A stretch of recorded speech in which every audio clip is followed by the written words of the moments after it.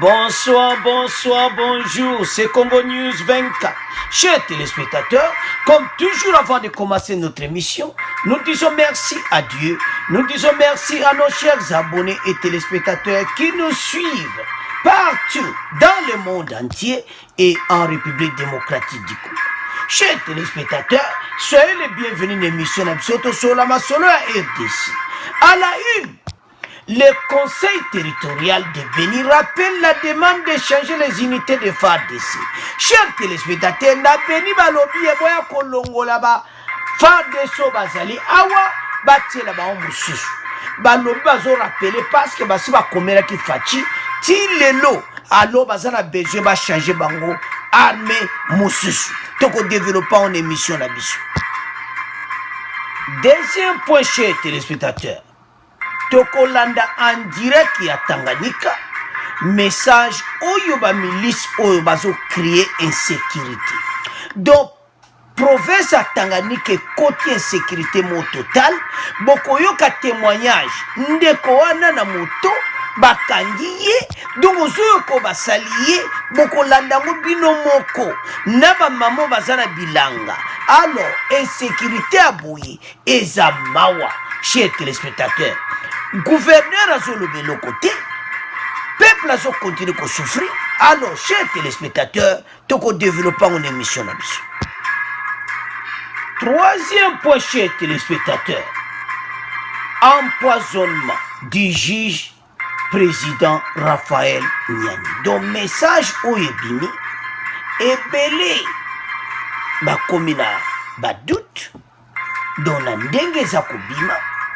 Alors, et l'obami déjà na Kinshasa, résultat autopsie des médecins à l'hôpital Kankokolo Kinshasa, enquête en cours. Alors qu'enquête est en cours, mes messages des ebimi, oyo balobi toko tchela bino yango boko yoka, balobi ete na message wana empoisonnement. Donc, radio na biso na Kinshasa. Alors, chers téléspectateurs, et ça somme. Toko développant une émission sur nani asali makambo oyo. Alors, chers téléspectateurs, boyebisa bande ko émission bandi po émission eza somo ba points ebele et puis na ba point wana toko développant moko na moko. Ba nouvelle etamboli. Alors, na premier point oyo toko bande émission na biso na Béni. Kuna bokoyoka message toko tiela bino. Peuple a béni, basengi na fachi, aya kolongola, FARDC oyo bazakuna, ba remplacer Boussou. Le conseil territorial de Béni rappelle la demande de changer les unités de FARDC aux opérations. Donc, boba zalaki kuna, balongwa. Et puis, ba pesa message wana kala.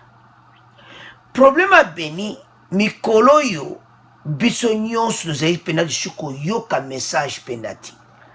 Alors, kuna na Béni, chers téléspectateurs, makambo ebele ti lelo zo continue kaka ya mabe.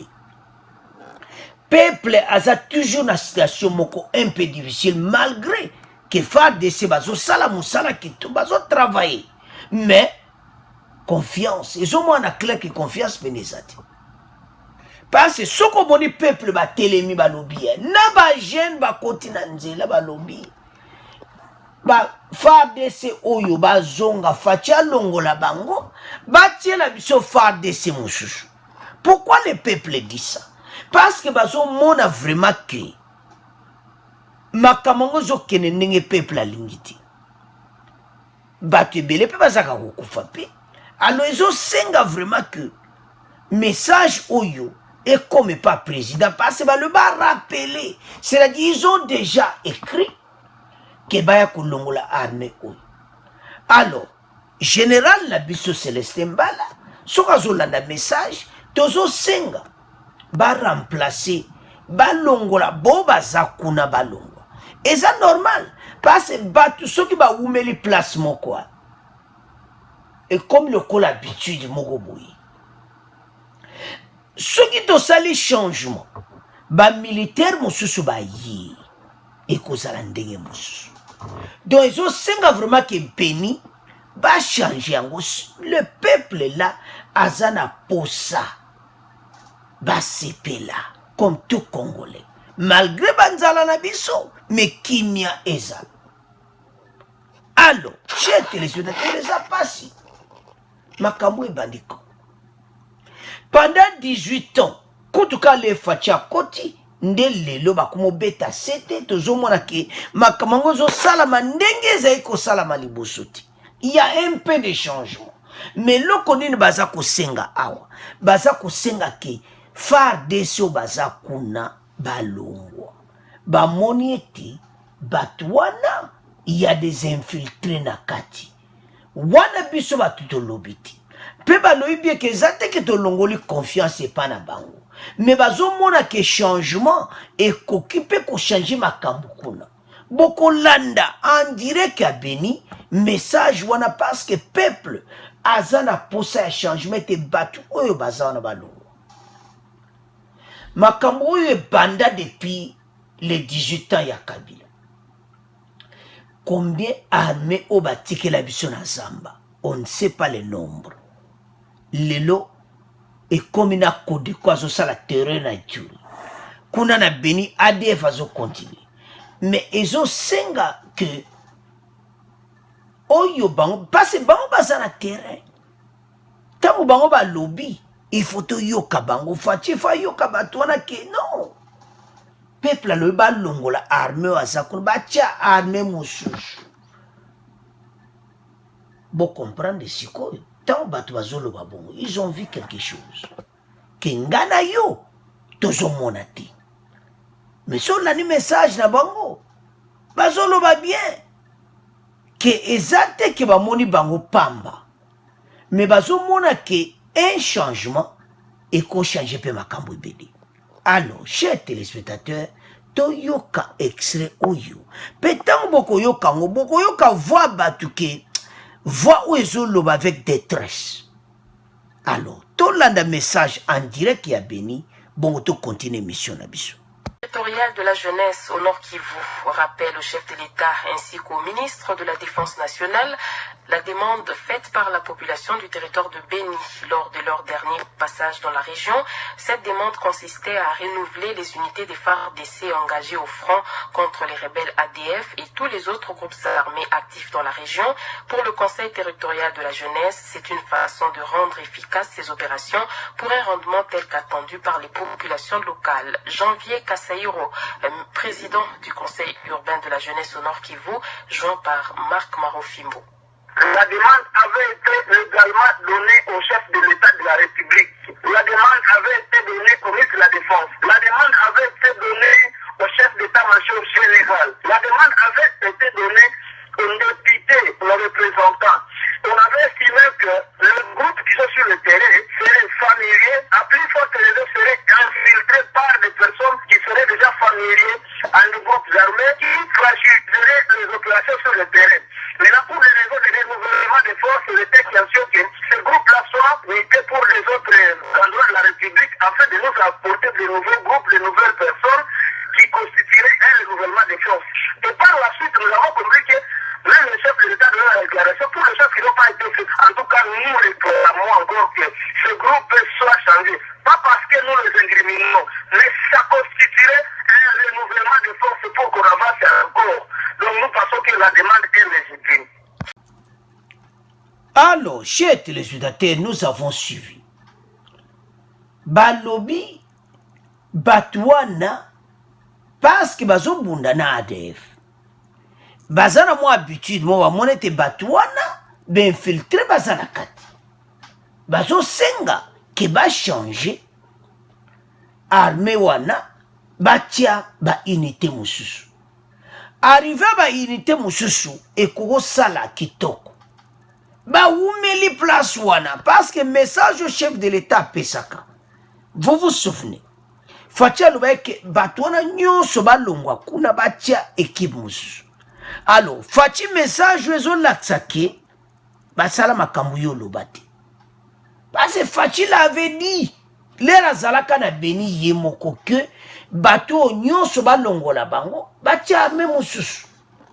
batia chef d'état-major mususu oyo bazala akuna ba général mususu oyo bazala akuna. Alors bapesi message na bango général chef d'état-major Mbala alongola bango wana musu atia ba mususu kuna.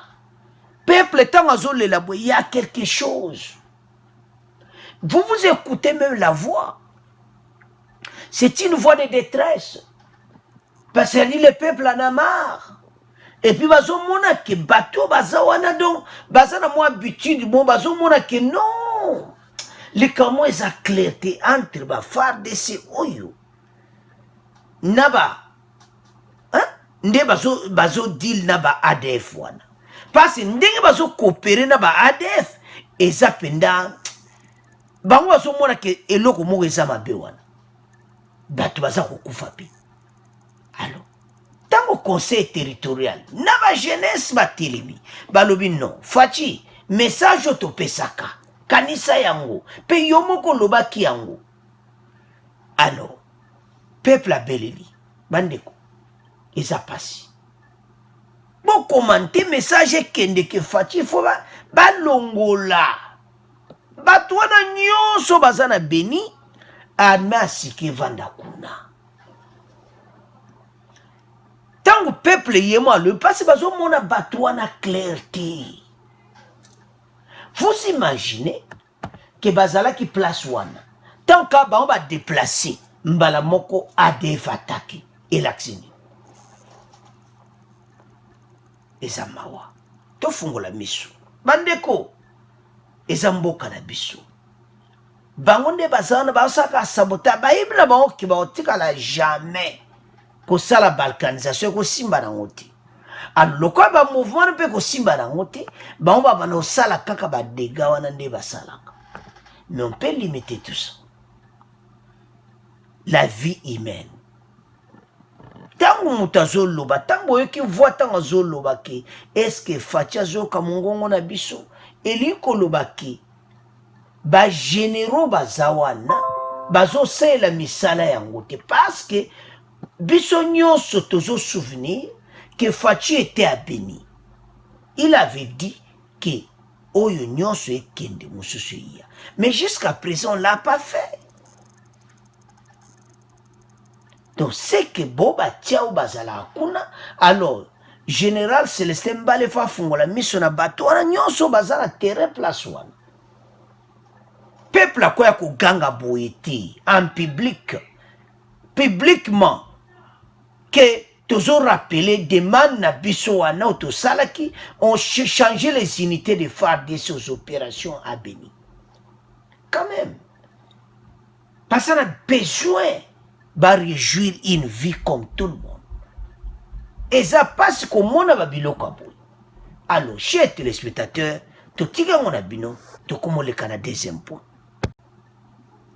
Alors, chers téléspectateurs, deuxième point oyo eza mon boulot.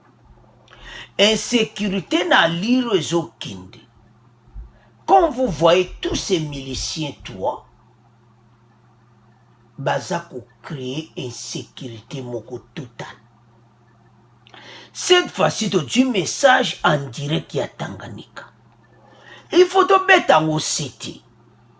Ceux qui gouvernent nazo kokanete, qu'il démissionne. Ceux qui ont kokangote, Zoé Kabila, démissionné na you. Tolingi oezo lekana est, et y a l'issue na Tanganyika ti.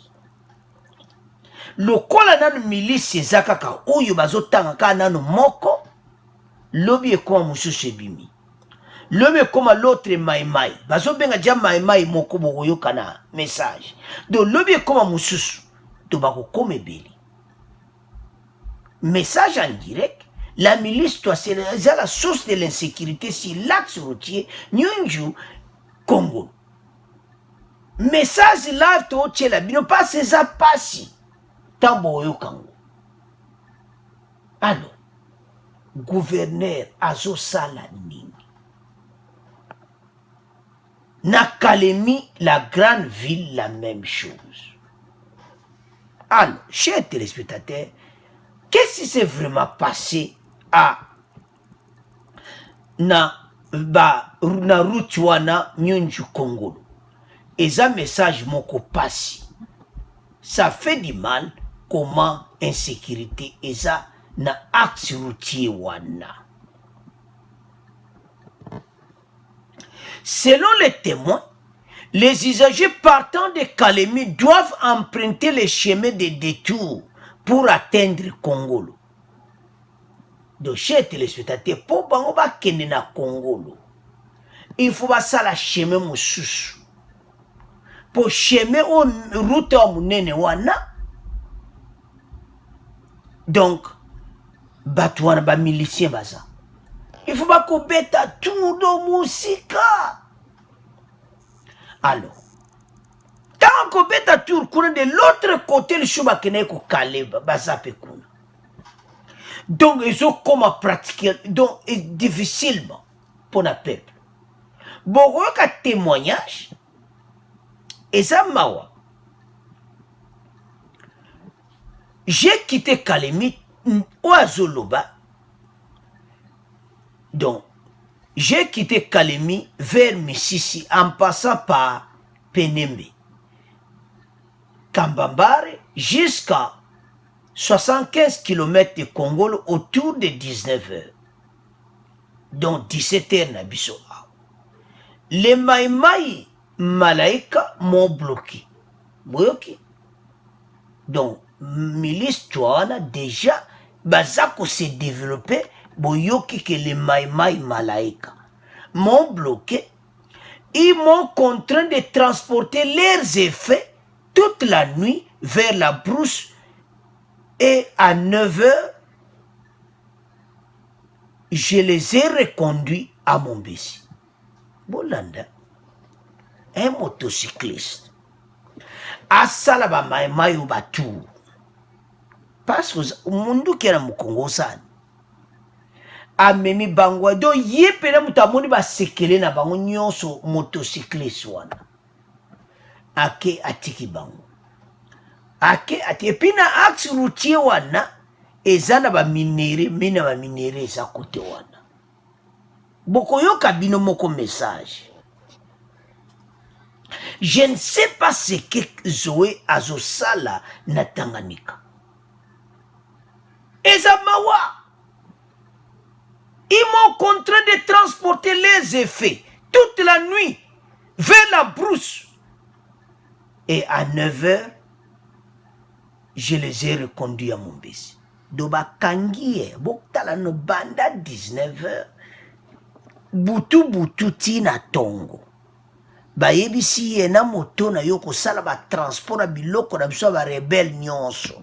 Donc ba milicien do biloko na nyonso, biloko bazo mema to ebitele biso ba mineri. Azo mema yango azoki ni kotika yango na zamba azongi. Amemi yango ki otika na zamba azongi. Donc azo sala ba tour na bango, azo mema pe bango batu. Vous imaginez? Mais il fallait m'dire. Oyo kaka travaux forcés. Asalango butu mobimba. Alors, toyoka extrait oyo. Bon, to continue mission na biso.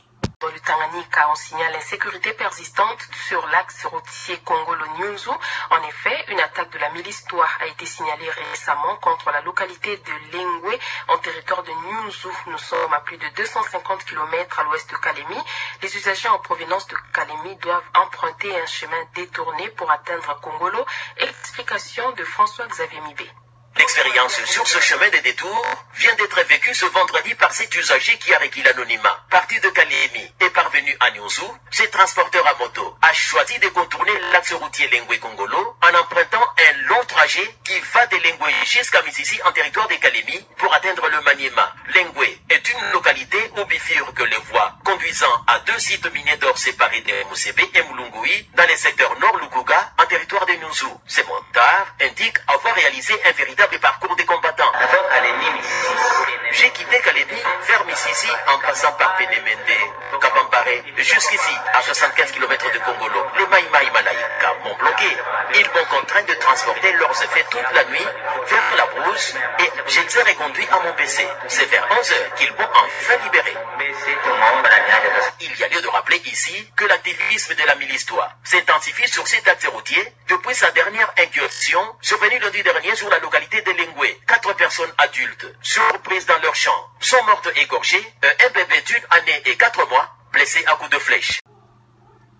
Alors, chers téléspectateurs, ça fait mal pour na koyoka makambo oyo. Matoi ezosala na pasi na mawa pona bandeko na biso. Gouverneur, il faut démissionner. Comment na ndenge nini peuple azo souffrir kuna? Biso nyos to landi message wana ensemble avec ngai pe na yoki amunde bino boyoki pe.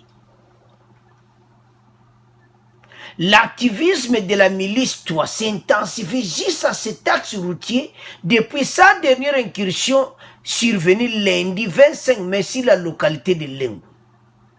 Dans la localité de Lengwe, bakoteli batu na bilanga. 4 personnes surprises dans leur champ sont mortes. Ezamawa. Et un bébé d'1 année et 4 mois blessé à coups de flèche. Rapporte toujours des témoins. Et ça la passe comme on a comme notre pays. Otozo bundalelo pays oyoboye. Gouverneur azolobe lokoti. Est-ce makambo toko tikango boy? Non. Makambo oyo il faut mesurer Zouama. S'il est incapable en tant que gouverneur ya ko diriger mboka a démissionné, batia gouverneur mususu. Ce qui est capable mais azo kangane mis na makambo oyo basala biso mabe, c'est la même chose. Mission na ye na Kalemi eza ya nini?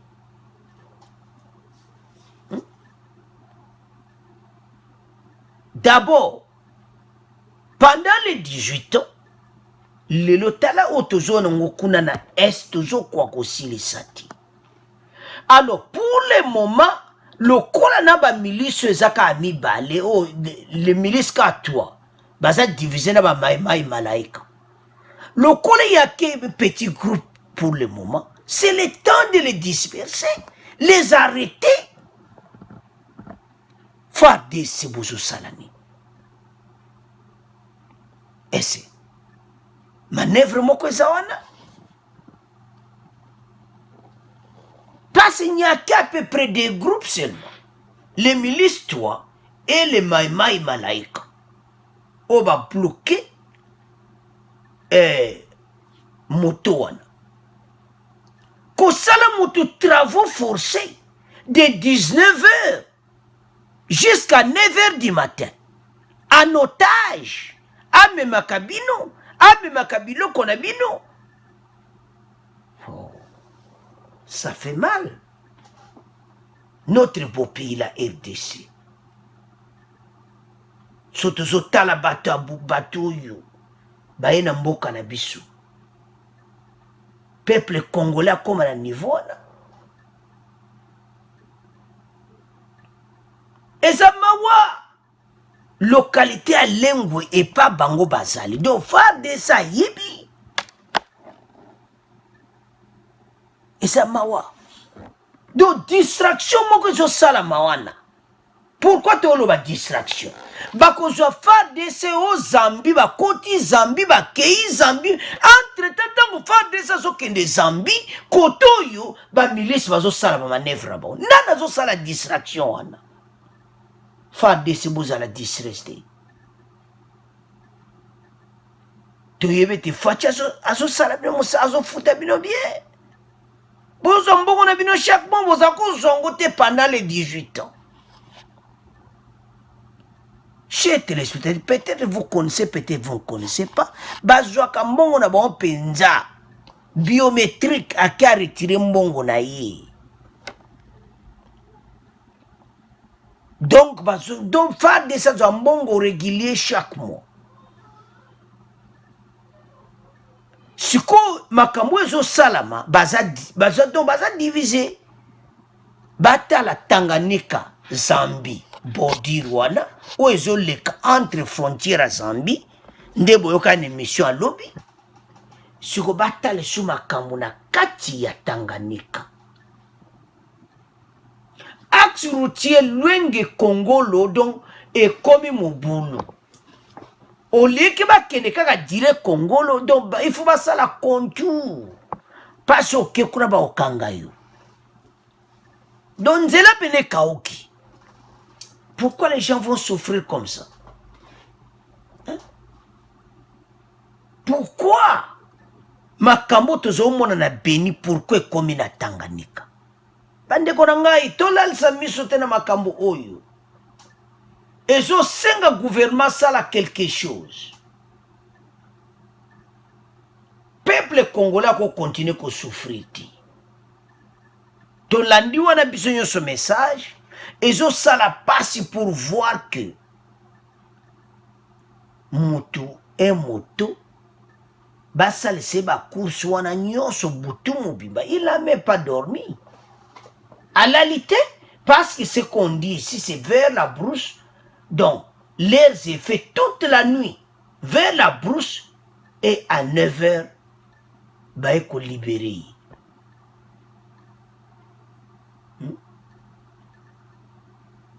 Et ça passe. C'est vers 11h qu'on l'a libéré. Donc, à Saliba, travaux dans d'autres éléments, moto. Oh, notre pays, la RDC. Ça fait mal. Tozo kende wapi. Donc, balinga ba komisa kaka. Tanganyika koma lokola Nord Kivu. Nana zo sala makambo. Yodo, il y a des gens ko.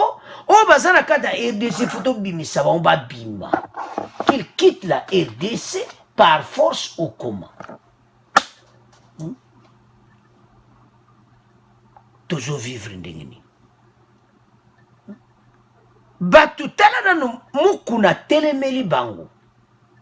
Mais kaka ndeko na biso le sou congolaise, baki okangsa mukuna. Toujours eza mawa. Ba telemeli bato na mukuna, telemeli tous ces gens en face. Na ba crime na bomba zokosala. Mais le comme mukuna, ba meme les grands dossiers. Et zanga donono na sando parce que batouana batimeli bango. Nana sa sarabongo ndeko na biso mo congolais. Et ça mawa. Parce batangi ka viol. Mukuna muta telemele bato ba zoe nyonso yo. Azoloba na bango en face comme ça. Le nom na RDC nana olobela bango en face. Biso ba congolais nde buzoba. Talaka mama wana mami Chibola. Hein? Ba paya bazo bebisa mboka na biso. Mais bino bozo kote le suba ba pesi bino mbongo. Okay pe otia muninga no lesu na problème. O muninga wana muta telemele pe na bango. Mais mikoleko ya bakomona makamna. À vous de commenter parce que point où est Tanganyika et zo senga ke Zoé Atika so azo kokate parce que peuple goko alors faire décès so ba konji bazo kaba kende ko silisa ba milice oyo parce qu'il y a que des groupes. À vous de commenter to komo le kana point na biso oyo ya juge. Alors chers téléspectateurs to komi na point na biso ya juge. Ça fait mal parce que makambo oya empoisonnement epimi. Biso batu de lobiti. Togotie la bino. Nous sommes là que pour reporter. Résultat autopsie. Alors que des médecins à l'hôpital Kankokolo, Kinshasa, enquête en cours, message bimi. basakoli officiellement que juge na biso akufi liwa moko normal ti. Il a été empoisonné. Siko bazoyeba ba substance nini o ba utilisaki. Eza mawa.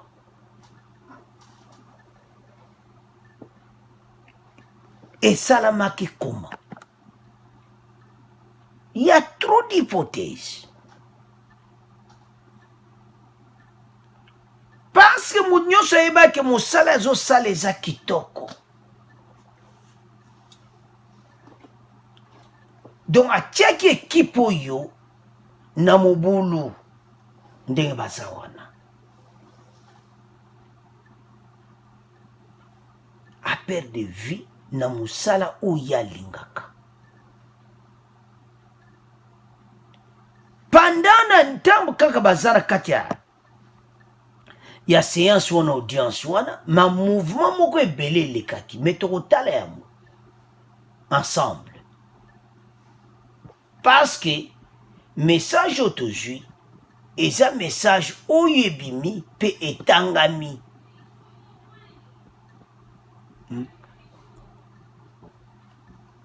Donc mort na ye ezali mort moko normal ti. Bon, makamba poison comme kota na mboka na biso boy, ça ne va pas. Ça fait du mal pour voir tout ceci. Le juge Raphaël Niani n'est pas décédé d'une mort naturelle, affirment les médecins qui ont pratiqué l'autopsie, c'est ça depuis à l'hôpital du Kankoukoulou. Selon ce rapport d'autopsie rédigé par des médecins à la demande de la justice congolaise, le juge président du tribunal de Caméré et des autres accusés vraisemblablement a été empoisonné. Et ça mawa. L'épique médical doit cependant identifier la substance ayant occasionné le décès du juge. Selon des sources judiciaires, une expertise internationale est requise à cette fin. La mort soudaine et inattendue de ces juges qui présidaient les procès très médiatisés sur la corruption autour du programme de 100 jours du chef de l'État. Akufa kaka bongo. Ba Congolais ba zana posa ba yeba la vérité. Alors, toujours tiens le message, bongo to continue mission na biso. Mais d'abord cette nouvelle, le juge Raphaël Niani n'est pas décédé d'une mort naturelle, le poison serait utilisé pour le tuer. C'est ce que révèle le rapport de l'autopsie réalisé vendredi par un groupe de médecins conduit par un général d'armée au camp Kokolo ici à Kinshasa. Selon nos sources judiciaires, la justice a maintenant besoin d'un toxicologue pour déterminer la nature de la substance ayant entraîné la mort du juge. Une expertise internationale serait envisagée avec l'aide du gouvernement congolais. Rappelons que Raphaël Niani a succombé mercredi 27 mai dernier d'un arrêt cardiaque. Il était juge-président au procès des 100 jours impliquant Vital Kamerhe et consorts dans le détournement présumé des deniers publics. Madame, Messieurs. Alors, chers téléspectateurs, nous avons suivi. L'épique médical doit cependant identifier la substance ayant occasionné le décès du juge, selon des sources judiciaires. Une expertise internationale est requise à cette fin, dont l'État congolais, Bakuluka, Bayeba, expert, Bayeba, Pona Bayeba. Qu'est-ce qui s'était passé? Pourquoi Koboma juge Oazo Sala Moussala Naeboui? Pourquoi? Ça fait mal, chers téléspectateurs, comment on a été et Makamaboué Salam.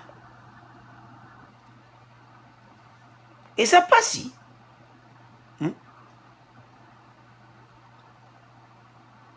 Alors, Makambo nenge bimi, ba message bimi déjà pébili. Mais bisoto yokiwana. Monsieur yeko démentir. La famille biologique a rencontré lundi le procureur de la République près de la cour d'appel de la Gombe en présence des médecins légistes qui ont mené l'autopsie sur le corps de leur frère décédé mercredi au centre Nganda. Elle demande ce qu'elle qualifie de spéculation autour des résultats de l'autopsie et précise que ce dernier est attendu dans 2 semaines. Biso to landi wana message ou ilubami qui a empoisonné. Mais awa famille na bango ba ke kotuna ba yebisi famille na bango ke ba kozwa message dans 2 semaines.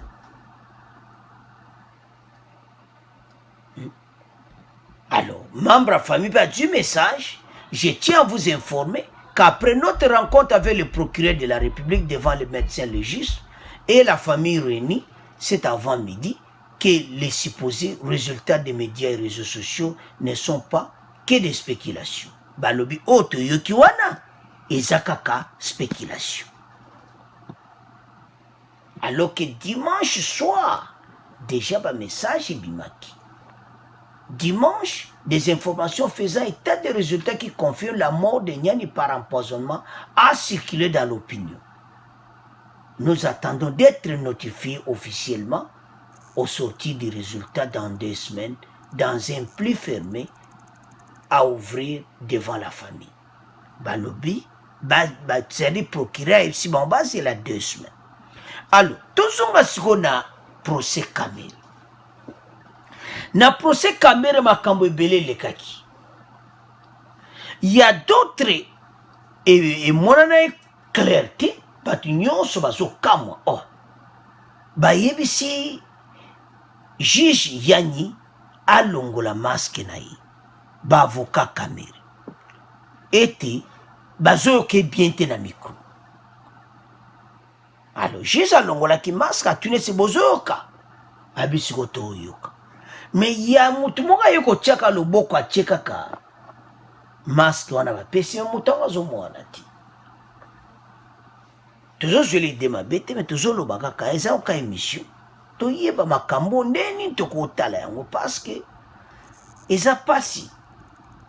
Tout le monde bazana pasi, famille ne bazana pasi.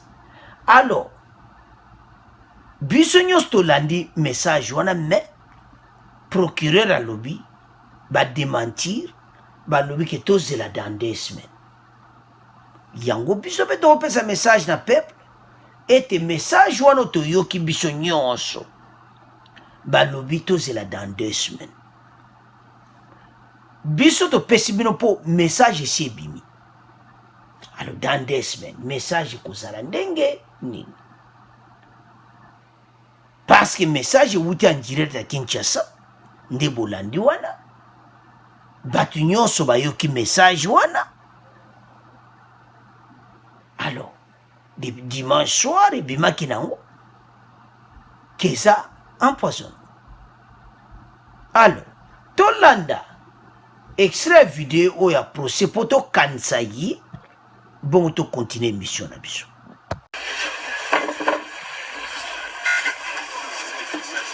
Alors, comme nous l'avons dit, le tribunal amorce l'instruction de la présente cause en y allant prévention par prévention. Oui, maître. Votre honneur, il semble que le masque que vous portez fait ombrage au micro de prendre votre voix et nous la... Si vous pouvez, comme la distance est gardée, l'enlever quand vous vous exprimez pour que nous puissions bien vous suivre.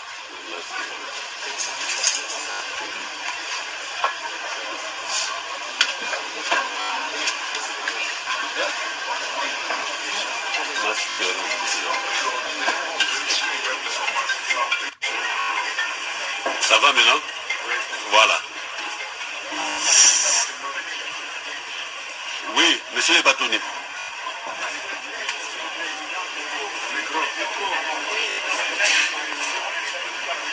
Allez-y.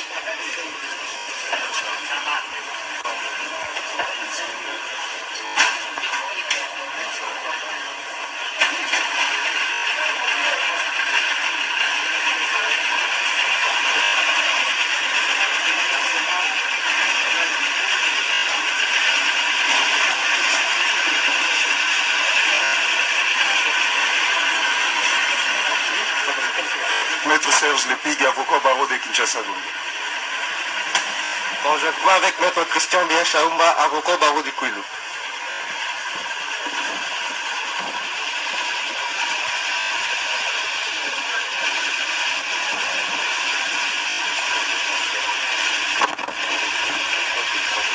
Merci.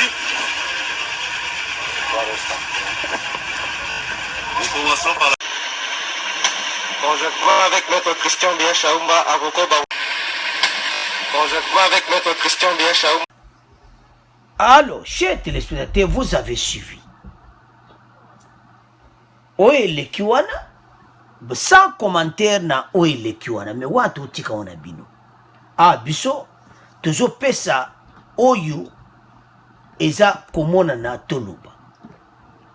Yango biso tanto yaka be information to linga ka vérité. Yango to tieli bino. To yuka teko ba lobby o boye no. Biso yaka na ba preuve yango to tieli bino. Alors, oye uto le kana procès, il y a des échanges, il y a ba masque et tout ça. Wana toko loba iloko moko nanti. Balobito zela 2 semaines. Par rappel, une autopsie avait été effectuée vendredi dernier sur la dépouille du juge sur demande de sa famille. Le juge Raphaël Niani présidait la chambre du tribunal de grande instance Gombe dans l'affaire de détournement des fonds de programme de 100 jours. Et pendant le tribunal, ce qui s'était passé, il y a des mouvements un peu oyo batu bazoloba keza sispe. Alors, et l'autre ntoloba ezani. Toizela ba konzi ndenge balobi. Message yango ne bimi o empoisonnement mais biso to yoko procureur alobi. Procureur alobi ke wana eza ya soluti. Parce enquête eza en cours. O to benga wana to benga nini fuite d'information. Selon le procureur, ayebisi famille, il y a juge que dans 2 semaines, bakozwa résultat na ye. Bazonga na ndako. Bazala na kimia. Tokotindela bango enveloppe. Oyo bakofungola yango. Le nom du docteur, c'est le docteur Kassita.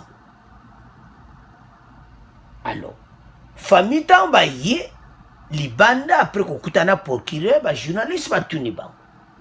La famille a dit ceci.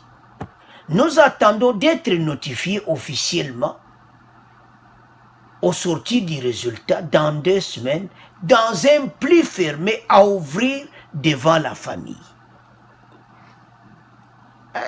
Oui, mais qu'est-ce que vous avez ça passé? Ce que vous avez la famille, oyo, okoyoka pasi motema. To souhaiter ba condoléances na biso na famille oyo. Famille oyo bazo mérité.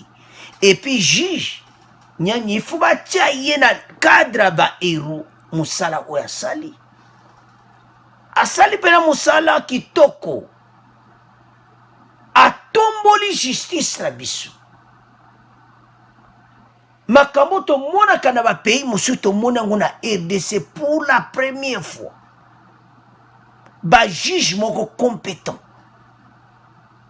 Donc ba juge mo bazana degré moko likolo.